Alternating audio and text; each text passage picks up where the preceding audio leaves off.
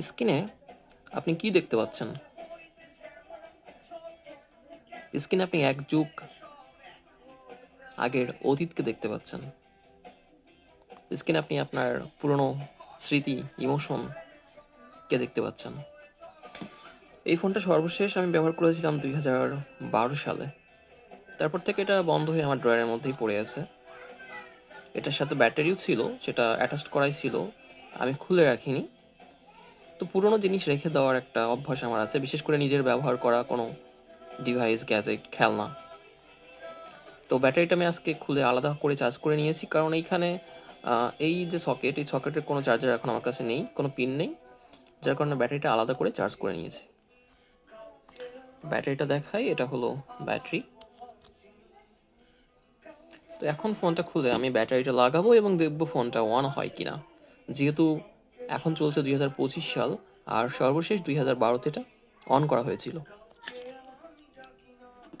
তো যতটুকু মনে পড়ে এই ফোনে একটা সিম লাগাতে হয়, না হলে এটা মেনু আসে না, ফাংশনগুলো দেখায় না।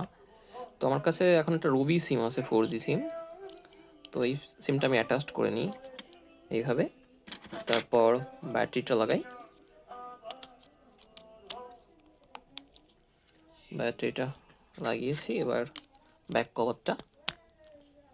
ওকে, চলুন দেখি এবার চালু হয় কিনা। যদি চালু হয় তাহলে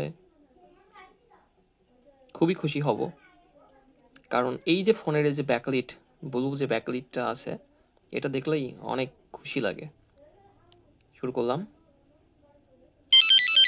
ওয়াও, সেই সাউন্ড! ফোন অন হওয়ার যে মিউজিক যেটা বাজে সেইটা।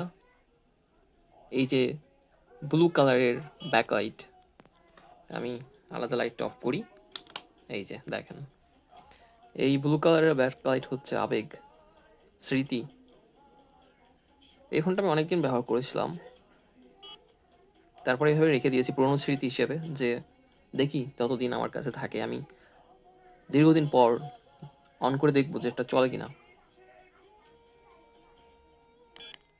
হ্যাঁ, এটা মেনুতে যাচ্ছে, নিচের বাটনটাতে সমস্যা হয়েছে, উপরে বাটন কাজ করছে। সেটিংস,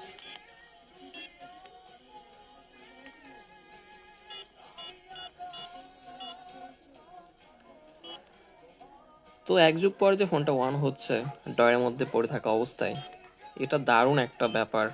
এর অনুভূতি আসলে বলে বোঝানো যাবে না। দারুণ ব্যাপার।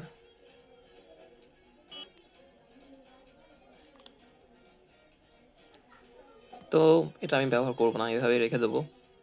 আবার যদি বেঁচে থাকি অনেক দিন, বহু বছর পর, আবার এটা চালু করব, আবার পুরোনো দিন ফিরবে, পুরোনো আবেগ ফিরবে, ক্ষণিকের জন্য হলো মনের কহিনে।